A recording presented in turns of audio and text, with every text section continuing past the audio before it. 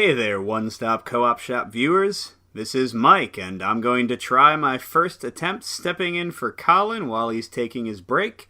I'll be doing a playthrough of Street Masters by Blacklist Games. The first step in Street Masters is to select which modular decks you're going to use. You need one fighter per player, and here I'm doing Kyo Ryu, who is very much like Ryu in the Street Fighter series. Has some long-range attacks and also a lot of area of effect control attacks. I'm going to be playing one of my favorite stages, Sudden Death, which is basically your fighter going into an underground tournament. It reminds me of some of my favorite 80s and early 90s movies like Bloodsport, and you're trying to protect the innocent fighters who are involved. And for my enemy, I'm going to be fighting Dimitri and the Brotherhood, which is one of the simpler bosses, just to show you not a really impossible game for this first playthrough. Setup of the board is pretty simple.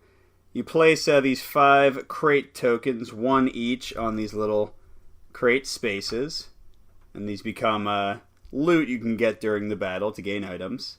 You place the boss, Dimitri, on this starting boss space right here. And each player places their fighter on one of these starting hero spaces up here.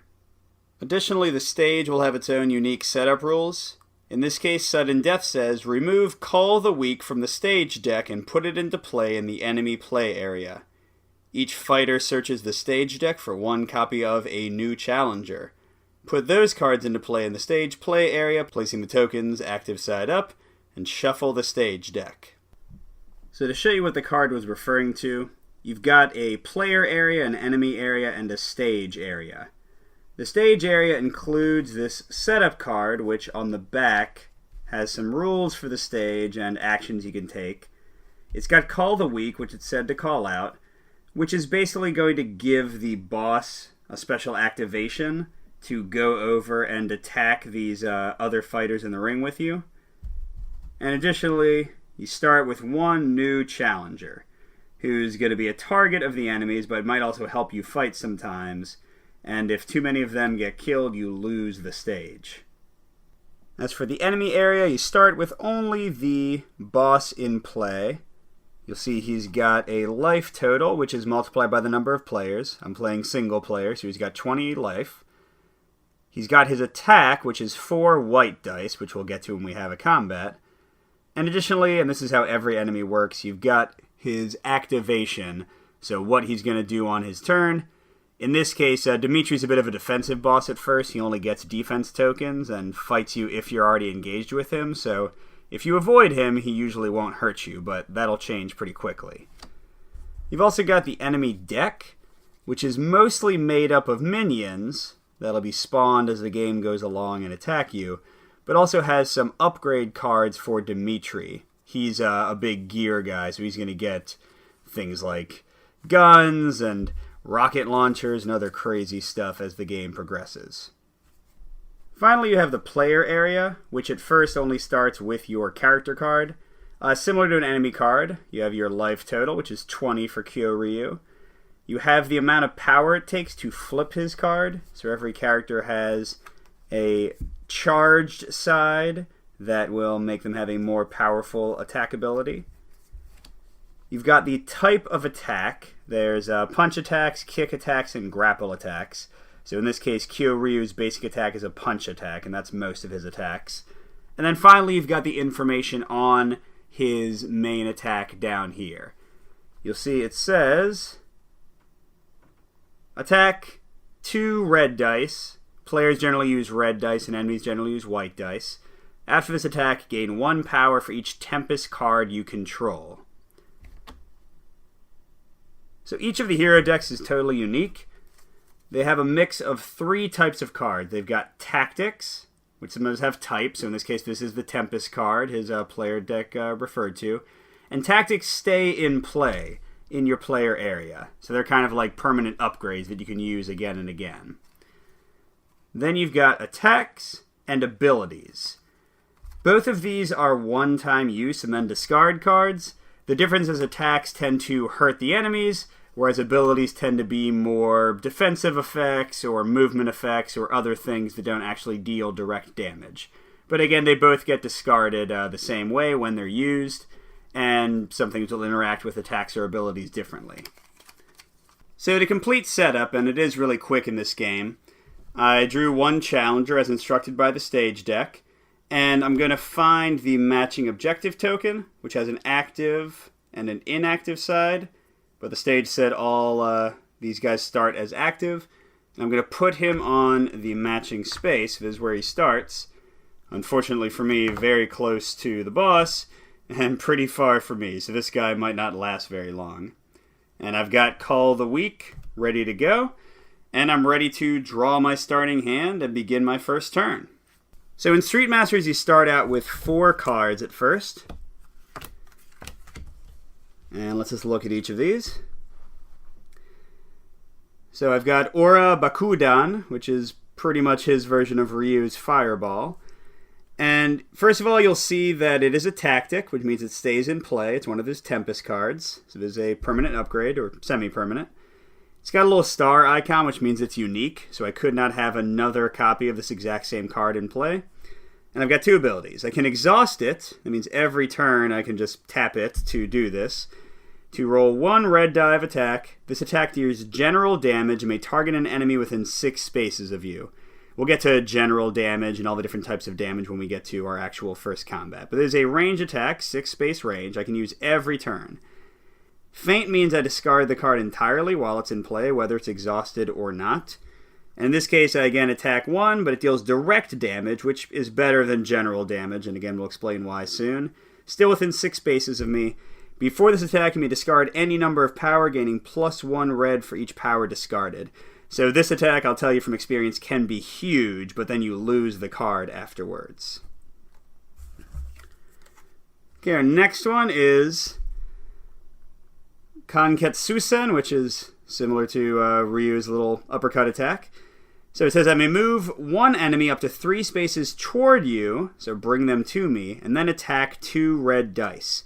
This attack, it targets each enemy engaged with you. A few quick important things.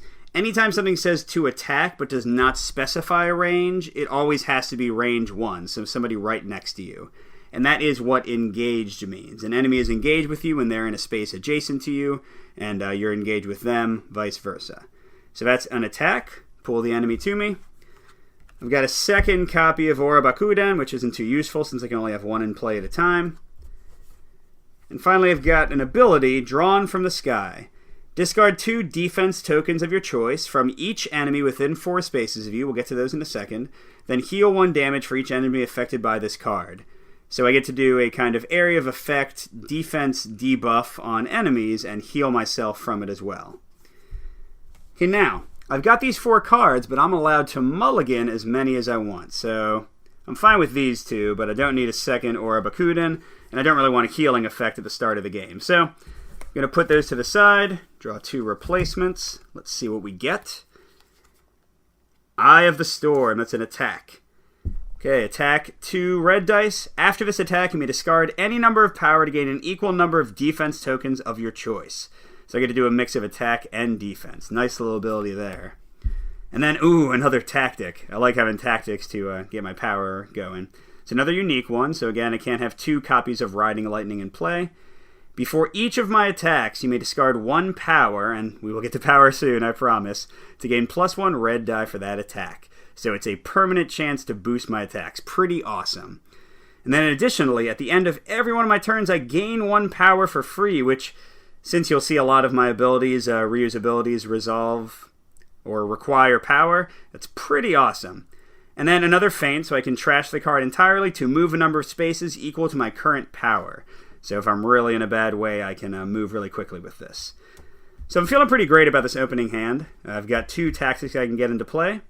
So with that out of the way, let's talk about how the turn actually goes.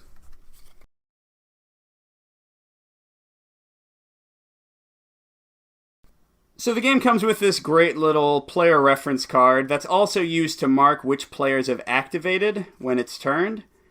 And you'll notice it says at the top, each fighter performs a fighter turn in an order of the group's choosing. During your fighter turn, resolve each phase in the following order. So I'm playing a single player mode, so this won't really matter. But if we were playing 2 or more players, we would choose our order of play each game turn. So I start out with the threat phase. It says refresh each card in my fighter play area, not my threat area, and then draw and resolve 1 enemy card. So I've got my fighter play area, which has nothing to refresh. Right now it's just my starting card. But again, as I play tactics, they'll go over here. And now I draw an enemy card. In this case, I get, and this is the most common result, a minion. This is Anastasia. She has 4 life, 1 white die of attack, and here we're getting to defense tokens. So as I mentioned earlier, there are 3 types of attack: punch, kick, and grapple. Here she starts with 1 kick defense and 1 grapple defense. And let's see what she does. Activate. If unengaged, deal the nearest fighter within 6 spaces of this enemy 1 direct damage. If unable to, move up to 3 spaces to be within 6 spaces of the nearest fighter. If engaged, attack, then retreat 3 spaces. So she is a little skirmisher trying to stay out of range and plinking me for damage over and over again. But if I can get right next to her, she's not that difficult to defeat. So enemy cards go in their own row above my player cards. And basically after I take my turn, all of them are going to activate and do their negative effect. I've been mentioning defense, so here are the 3 types of tokens: punch, grapple, kick. And as we said, Anastasia starts out with a kick and a grapple defense. You can just put it right on the card. I don't start out with any defense. And you'll note that cards will indicate their attack type. So here I've got a punch attack. So when I do damage with my 2 red dice, before I actually do any damage to the enemy's life total, I'm going to subtract any defense tokens they have that match the attack type. So here I'm kind of lucky. Anastasia has grapple and kick defense, but no punch defense. So if I attacked her right now with my regular punch attack, she would just go straight to her 4 life total. She would not subtract anything. But if I did, let's say, 2 damage with a kick, the first one would be canceled and only 1 damage would get through. That's the basic idea of how defense tokens work. Now, whenever you draw an enemy, you spawn them in the closest spawning point to your character, and you can decide if there's a tie. So this one is 1, 2, 3 hexes from me. This one's also 1, 2, 3. I'm going to spawn her. I want to get closer to this fighter and try to defend him if possible. So I'm going to spawn her in the direction I want to go anyway. And you'll note that they have these nice little plastic rings to identify the color of the enemy. This Anastasia that I drew is a blue card. There's only 1 card for each color, so I know this is the correct miniature for her. So I'm going to spawn her right there, and then it's time for me to take my actions. So we've completed the threat phase, and now we're on to the act phase, which is really the meat of the game. And you get to perform 3 things in whatever order you want. So you may perform each of the following steps in any order of your choosing. You can move up to 3 spaces. You can play 1 card from your hand. And most complicated, you can take an action, which can include another move of 3 spaces, gaining, and this is actually a rat out, it's 2 random defense tokens, not 1. Doing the action effect on a card, that's the most common one you'll be doing, to attack. And finally, interacting, which varies from stage to stage. In this one, interacting is going to help you revive allied fighters who have been hurt. Okay, and you can do these in any order, but you cannot interrupt one. So I can't move 2 spaces, do my action, and then move another 1. I have to fully resolve each part of my turn before I move on to the next one. So first I'm going to play a card, and then I'll get to my moving and action. And like I said, I really like to get my tactics out, so I'm going to play my little fireball ability that I can exhaust every turn to do 1 die of damage. And I just put it right there because it's a tactic. If I'd played an attack or an ability, I would have discarded it after resolving it. So that's my entire card step. Okay, now I'm going to get to moving. And a nice thing about the game, to keep it simple, is that there is no terrain unless the scenario indicates. So I can move into any of these hexes as long as I'm not moving into the same space as a enemy figure. So I can move up to 3 hexes, and I want to end next to Anastasia because, number 1, she's weaker in her attack. She rolls 1 die instead of doing an automatic damage to me. And additionally, it's going to take me closer to my little friend I showed you before. So you can move up to 3 hexes. I'm going to move the full 3 and stop right adjacent to her, because to do any attack that doesn't indicate range, I have to be next to her. Now I get to do my action, and again, the most common action is to do an attack from one of your cards, and usually that'll be your starting card. So I get to roll 2 red dice. This is a punch attack type. After this attack, gain 1 power for each Tempest card you control. So I've got the dice. Let me explain the sides real quick. You've got basic hit sides, 3 of those. You've got a hit and a guard, which is going to give you a free defense token of the type you're attacking in. So since this is a punch attack, I would get 1 defense in punch. You've got a guard by itself. This is kind of like the miss. It's generally the worst one. So it just gives me a punch token in this case. And then you've got a critical, which is my favorite. You get to keep 1 hit and roll the die again. And these can explode forever, potentially, so you can do a lot of damage if you get lucky. So I'm going to roll 2 dice. Okay, so just 2 basic hits. And this is a punch attack. So looking at Anastasia, she has no punch defense, so I just do 2 damage to her. Out of her 4, once she reaches 4, I defeat her, and I get a free loot card as a bonus. Now, my power also said, after this attack, gain 1 power for each Tempest card you control. Every guard token has a power icon on the back, so I get to put that right on my character. And if I get up to 6 power, I'll be able to flip to my charged mode and do a super attack. Now, I still have Aura Bakuden left, which I can exhaust without spending an action or anything, so I can do this every turn. And I get to tap it, and again it says attack 1 red. This attack deals general damage and may target an enemy within 6 spaces of you. So I'm going to target the same Anastasia, roll the die, and I get 1 hit. Now I've mentioned damage with a type, like a grapple attack would be blocked by grapple, a kick attack would be blocked by kick. General attacks are the worst because any defense token will block them. So in this case I did 1 general damage. It is my choice which one I want to discard. So I'll take away one of her kick defenses, but it didn't actually do any damage to her. The only way general damage gets through is if you take away all of their defense tokens first. The other type of damage, which Anastasia can deal, is direct damage. And that's basically armor-piercing damage. It totally ignores their defense tokens altogether. So my Aura Bakuden just took away 1 of her guard tokens. And I will tap that to show it's exhausted. Doesn't mean anything except to say I can't exhaust it again until the start of my next turn when I unexhaust it during the threat phase. But I could still use its feign ability. If it had a permanent ability on it, I could still use that. So all it means is I can't use the exhaust ability again. Okay, almost done with the first player turn. And we're in the react phase, which says from left to right, activate each card in your threat area by resolving its activate ability. Now, Anastasia's activate ability says, if unengaged, deal the nearest fighter within 6 spaces 1 direct damage, and if unable to, move up to 3 spaces to be within 6 spaces. You'll note that I am engaged with her. I ran right up to her, so she doesn't get to do that. So instead it says, if engaged, attack, then retreat 3 spaces. Her attack value is 1 white die. The white dice that enemies use are a lot different than the red dice. They don't have any guard or miss or critical sides. They always hit. They just have 2 sides for each type, so you don't know which type they're going to target. Now in this case, I don't have any defense yet, so it doesn't matter. So I don't even need to roll the die. She's attacking me for 1, I'm going to take 1 damage. But if I had some defense, I would roll, and if I had grapple defense, I would block it instead of taking the damage. So, ouch! Ryu's got 1 damage. Sorry for him. Now, the other part of her activate text said that she would retreat 3 spaces after attacking. She wants to get away from me. Retreating is only to get out of being engaged, so somebody won't retreat if they're not engaged. And it's always directly away from the fighter, which in this case is into a wall, so she just has to sit here and take my attack next turn.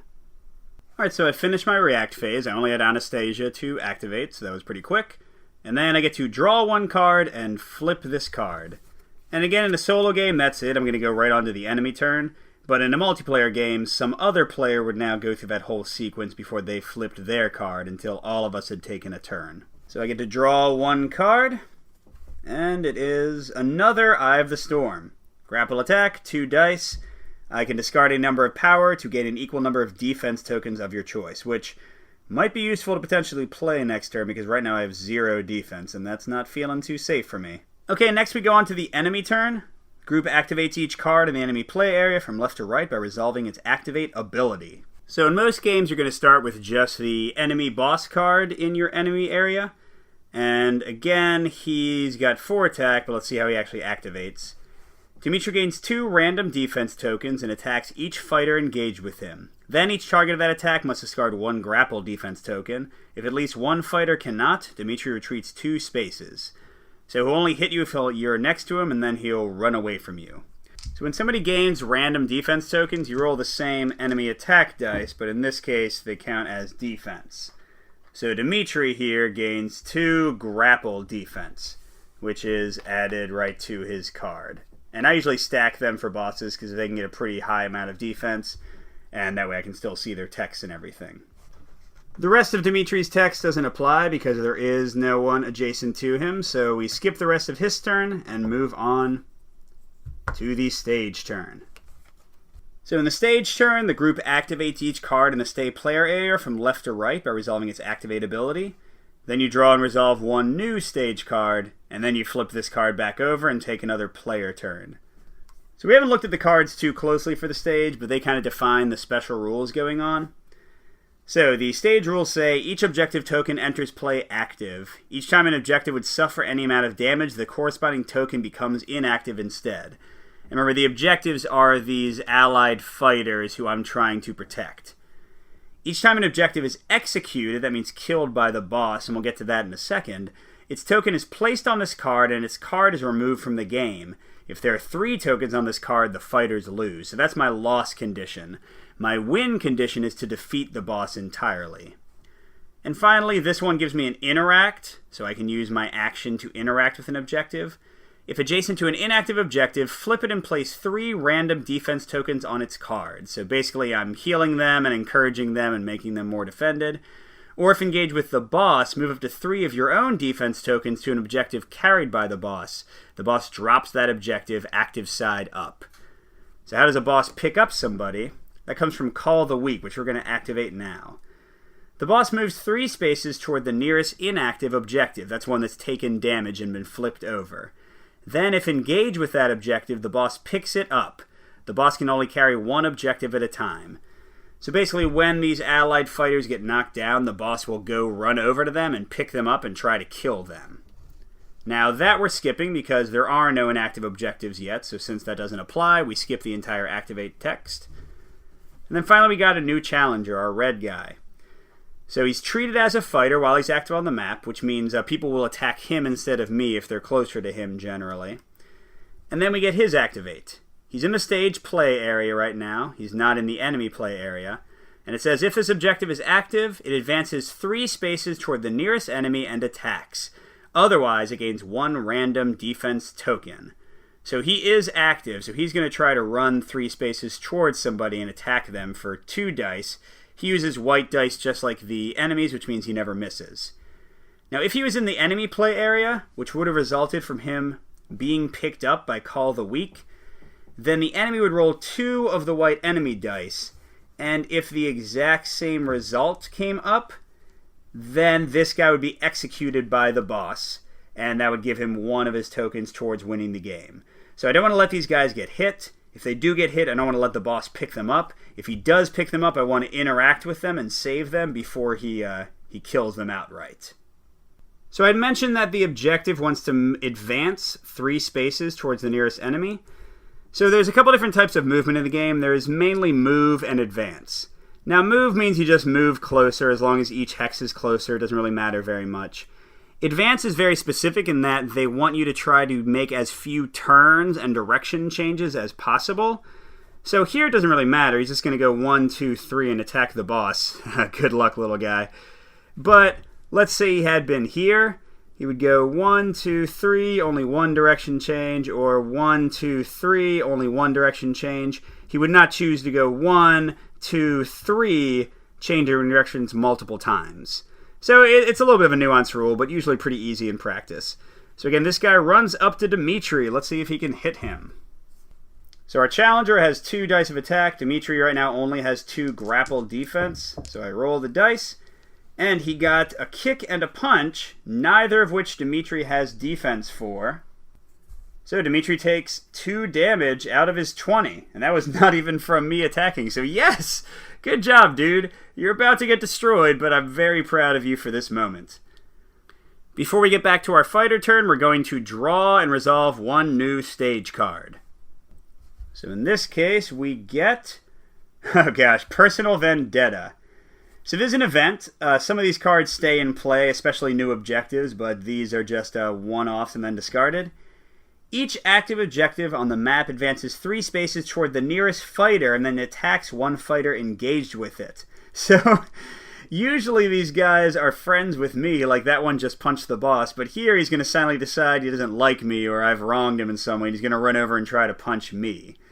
Now note that if there were no active objectives, I would get to heal an inactive objective by flipping it to its active side, which would actually be really helpful for me. It would bring one of my hurt guys back to consciousness. But in this case, he's going to try to run toward me and beat me up, so terrible. Now actually, this is really cool. This totally worked out in my favor. Because remember, Dimitri's only attacking people that start his turn next to him. So my guy's going to run over and try to punch me all the way over there. He's never going to reach me. He's not going to damage me. But it does mean he gets away from Dimitri. So I'm super happy about that. So I can choose in this case. Remember, advancing, you want to change directions as few times as possible. So I could go 1, 2, 3 up there. I could go 1, 2, 3 over there. These loot tokens, if I can move over them, I get a free loot little one-use upgrade card. So I'm going to move him this way so that in trying to protect him, I can also maybe get that loot. Alright, so that was our first turn of Street Masters, and we've kind of gone over all the major rules of the game. It's a pretty straightforward game. You just have to follow the text on the cards. So now we're in the end phase. Each fighter flips their card to its fighter turn side. And we're going to start back over with our threat phase.